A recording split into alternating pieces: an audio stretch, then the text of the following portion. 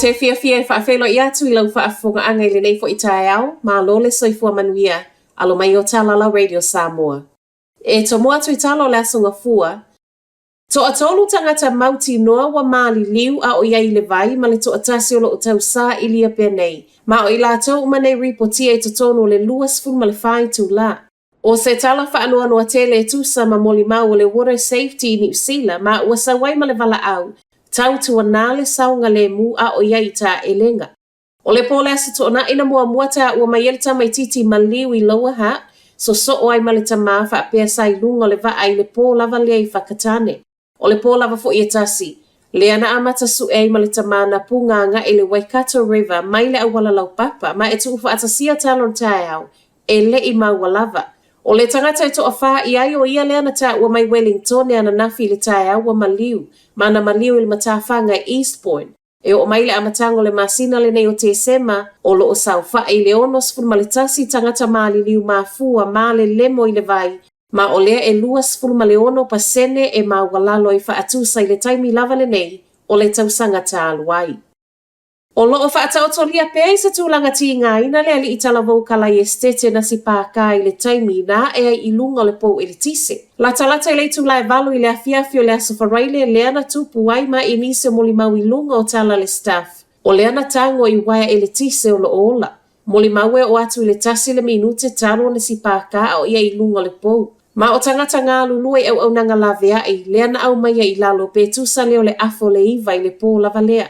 E le tali tonuina e nisi na moli mawina le mea ua tupu. O loo mai tawina pea le alu I luma o le maketi o atatifanga ini tia I totono o New Zealand.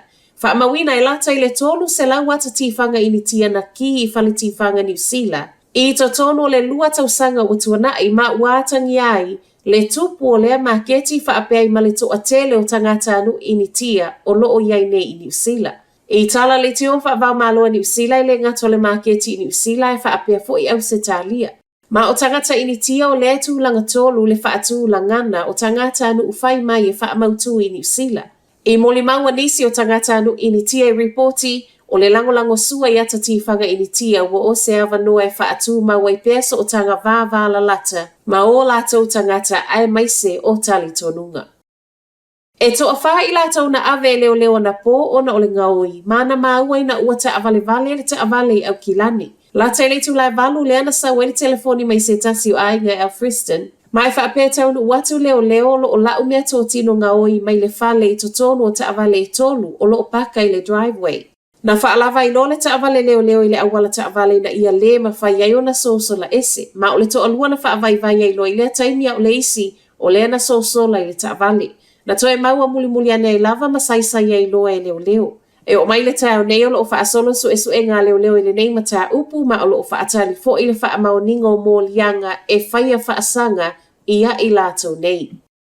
Ma tala wha ai o lo o ta o oto ti ngā ina I whale mai I fiti tu risi au se talia ma salo miana wha o nā. O le pōle aso to na ina tau mawhai e tu risi au se talia nei le ava a o iai le papu o le whaletali malo, ma o le to alua o le to a fitu, o le ana awi nātu le whale mai I lau toka I se tūlanga ti ngā ina tele.